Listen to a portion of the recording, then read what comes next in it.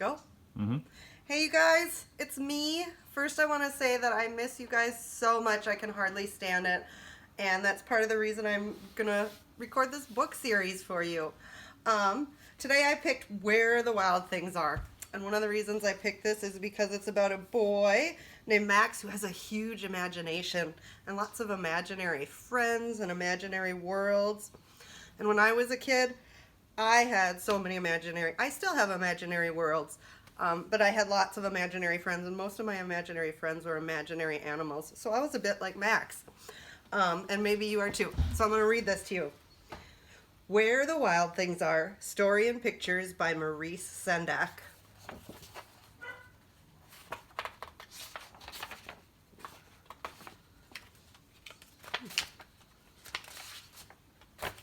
There's some monsters. There's Max.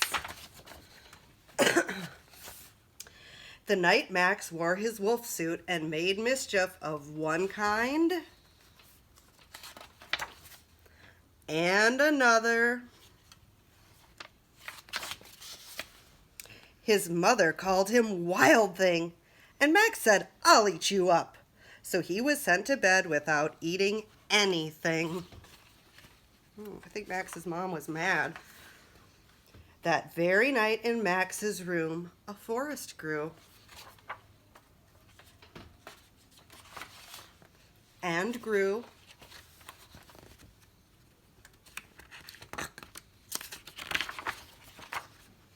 And grew until his ceiling hung with vines and the walls became the world all around.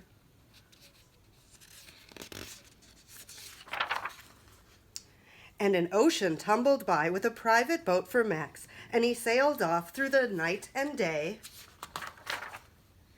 and in and out of weeks, and almost over a year, to where the wild things are. And when he came out to the place where the wild things are, they roared their terrible roars, and gnashed their terrible teeth, and rolled their terrible eyes, and showed their terrible claws.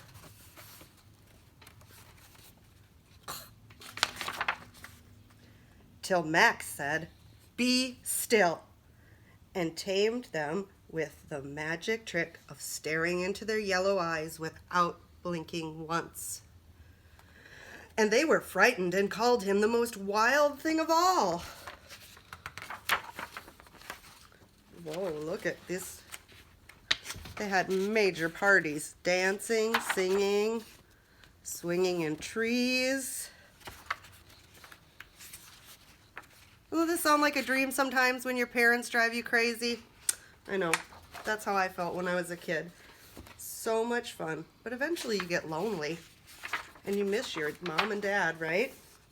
"Now stop," Max said, and sent the wild things off to bed without their supper.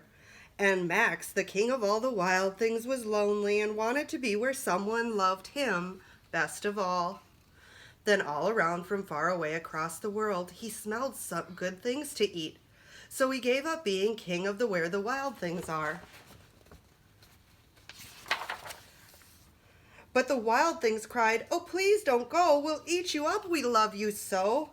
And Max said, "No." The wild things roared their terrible roars and gnashed their terrible teeth and rolled their terrible eyes and showed their terrible claws. But Max stepped into his private boat and waved goodbye. And he sailed back over a year and in and out of weeks and through a day. And into the night of his very own room where he found his supper waiting for him. And it was still hot. The end. Was so fun to read to you guys. Hopefully I'll get to see you again one of these days. Anyways, this book also reminds me of sometimes we just really love our parents and want to be with them, don't we? And I think Max's mom missed him while he was off with the wild things. What do you think? And Max missed his mom. So remember to give your mom and dads a hug and a kiss and love them. And I will talk to you next time. Bye, guys.